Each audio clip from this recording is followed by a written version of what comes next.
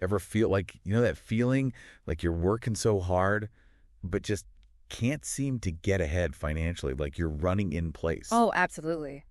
Well, today we're diving into a classic personal finance book, The Richest Man in Babylon.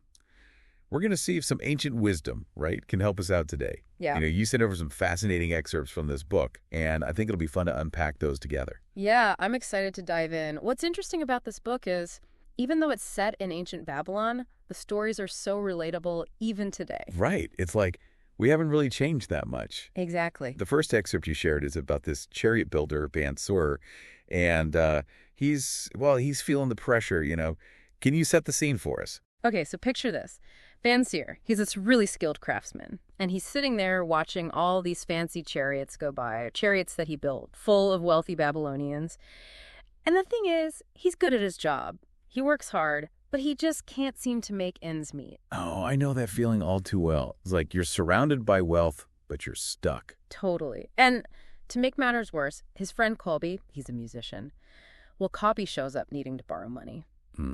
It's like when it rains, it pours. Right. The struggle was real even back then. It makes you wonder, is the system rigged? And that's actually something that bothered the king of Babylon. He was worried about the growing gap between the rich and the poor in his kingdom. Sound familiar? Totally. It's still a huge issue today. So what did he do? Start handing out free gold in the streets. Well, not quite. He decided to consult the wisest man in Babylon, a guy named Arkad. And get this, Arkad was also the richest man in Babylon. Okay, now we're talking. This Arkad guy must have known a thing or two. Why him, though?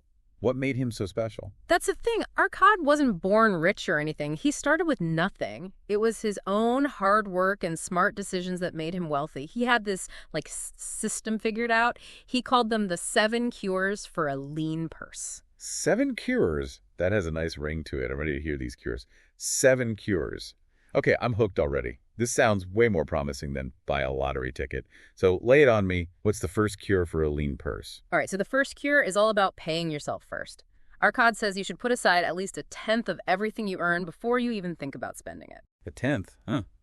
I don't know. When I hear that, it just doesn't seem like enough to really make a difference, Yes. Especially if you're starting small. That's the thing. It's about consistency. Think of it like this. Arkad gives this example of an egg merchant. Every day, this merchant brings 10 eggs to market, but he only sells 9. What do you think happens? Well, he slowly builds up his supply of eggs, right? Exactly. Even though it's just 1 egg out of 10, he's consistently adding to his basket. It's the same principle with saving money. Even small amounts add up over time. Okay, I see it. So I'm putting that egg aside, right? But what about the other 9/10 of my income? How do I stop that from, disappearing? Good question. That takes us to the second cure, which is all about controlling your spending. Arkad makes this point of separating your needs from your wants. He's got this great line. What each of us calls our necessary expenses will always grow to equal our incomes unless we protest to the contrary. Oh man, that's so true. It's like our spending expands to fit whatever we're earning.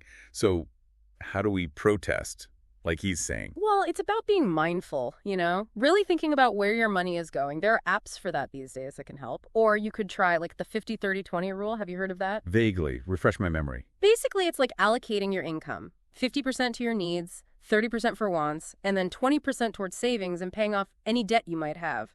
Okay, that makes sense. So we're putting that pay yourself first egg aside, keeping a close eye on the rest of our spending. What's next on our journey to a healthier purse? Next up, we got to make that save money work for us. This is where it gets exciting. The third cure is make thy gold multiply. We're talking about investing. Investing. That's the dream, right? Yeah. Passive income, money working for you even while you sleep. I love it. How do they do it in ancient Babylon, though? Well, Arkad, he tells the story about how he lent money to a shield maker, this guy named Agar. The guy needed money to buy more bronze. Arkad saw it as an opportunity, to help out his friend and also earn a return on his savings. He called these investments gold and slaves. Basically, each piece of gold you invest can go out and make more gold for you. Golden slaves. I love it. I want an army of them. But seriously, investing can be scary. It feels risky. How do you even know where to start? You're right. You don't want to just hand over your hard-earned money to anyone. And that brings us to the fourth cure. Guard thy treasures from loss. Arcad's all about protecting your money. So it's not just about getting the biggest returns, right? Exactly. It's about making smart choices. Don't be afraid to get advice from people who know more than you. And spread your investments around. Don't put all your eggs in one basket. Okay, that makes me feel better already. But investing isn't the only way to build wealth, is it? I mean, there are other things, right? Absolutely. That's where the fifth cure comes in. Make of thy dwelling a profitable investment. Homeownership. The classic, right? But honestly, is that really always a good idea? It seems like everyone's talking about rising housing costs, and renting just seems so much more flexible. What do you think? You bring up a great point. Things are definitely different these days, but what Arcad was getting at is still relevant. Owning your own home lets you build equity. So while you're making those mortgage payments, you're also investing in something that could increase in value. So it's all about weighing the options, right? Figuring out what makes sense for your own situation. Exactly. And speaking of thinking long term, well, that leads us to our sixth cure. Long-term thinking, You know where this is going, right? Retirement. And honestly, thinking about retirement is about as fun as, I don't know, like getting a root canal. Important, sure, but not exactly a party. You and me both. But you're right, that's exactly what the sixth cure is about, ensure a future income. It's about making sure you're taken care of financially when you're not working anymore. Yeah, it's not just about making money. It's about keeping it, growing it for the future. But how do you even begin to wrap your head around retirement? It just seems so far away.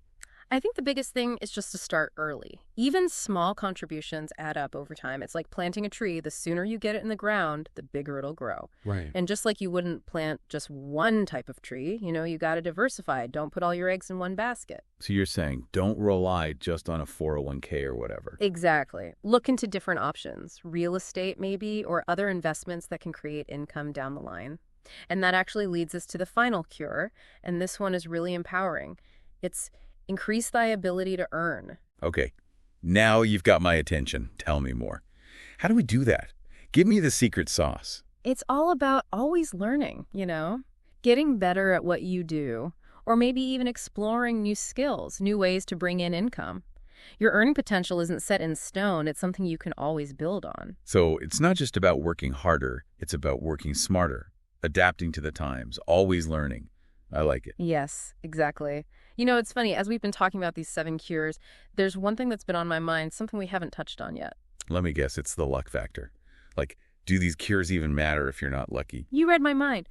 We did get that excerpt about the goddess of good luck. And interestingly enough, Arcad wasn't big on leaving things to chance. He actually says, men of action are favored by the goddess of good luck.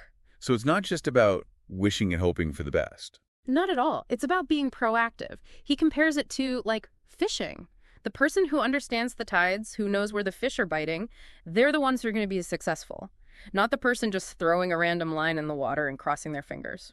So luck is what happens when preparation meets opportunity. You create your own luck by putting in the work and being ready when the moment strikes. Nailed it. And by following these 7 cures, you're setting yourself up for success. This has been amazing. The Richest Man in Babylon. I mean, it might be an old book, but the stuff in there is seriously relevant, even today. We talked about paying ourselves first, getting that spending under control, making those investments, protecting our money, owning our own place, planning for the future, and always growing. Powerful stuff. And honestly, it doesn't have to be complicated. It's about taking those small, consistent actions over time. Planting those seeds, nurturing them, and watching them grow. So if you're listening out there, think about what resonated with you. What's one tiny step you can take today to get started? Like they say, a journey of 1,000 miles begins with a single step. And on that note, we'll wrap up this deep dive. Until next time, happy wealth building.